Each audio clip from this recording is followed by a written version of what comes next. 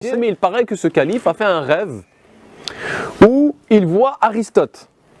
Dans son rêve, Al-Ma'moun, ce calife abbasside, voit en rêve Aristote. Vous connaissez le philosophe grec Aristote, disciple dissident de Platon. Et dans ce rêve, donc il lui demande qui es-tu? Il dit je suis Aristote. Et donc là, Al-Ma'moun dans son rêve lui pose la question, qu'est-ce que le bien? Aristote répond, le bien est selon la raison.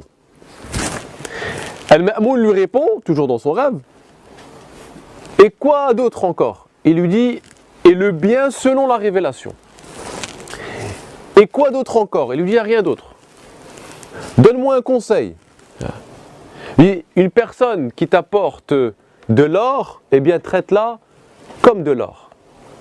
Et sache qu'il n'y a qu'un seul Dieu. Voilà, se termine le dialogue dans son rêve. Et là, il se réveille et il comprend l'intérêt d'aller étudier ce philosophe, Aristote. Et en fait, ce rêve vient aussi répondre, merci Barakallahu Fik.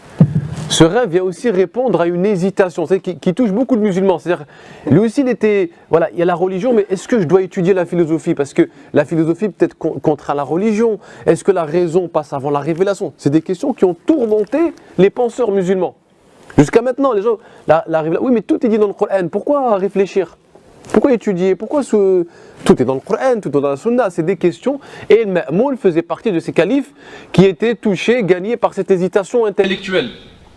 Et là, ce rêve répond à sa question. Il dit non, en fait, il n'y a aucun problème entre la raison et la révélation. Alors pourquoi il a dit le bien selon la raison et après la révélation? Est-ce qu'il devance, est-ce qu'il donne la primauté à la raison avant la révélation? Non.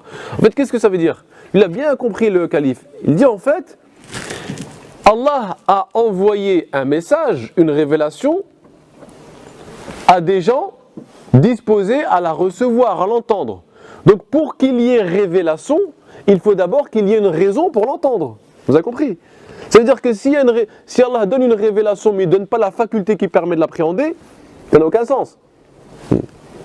La révélation ne concerne pas les animaux, ils n'ont pas la faculté pour la supporter ou pour l'apprécier. Donc il dit la raison, pourquoi? Parce que c'est ça qui va te permettre d'appréhender la révélation. Et il termine le rêve en disant et il n'y a qu'un Dieu, c'est-à-dire ça le rassure. Donc finalement il n'y a pas de contradiction puisque la philosophie ne m'empêche pas de croire en un Dieu unique.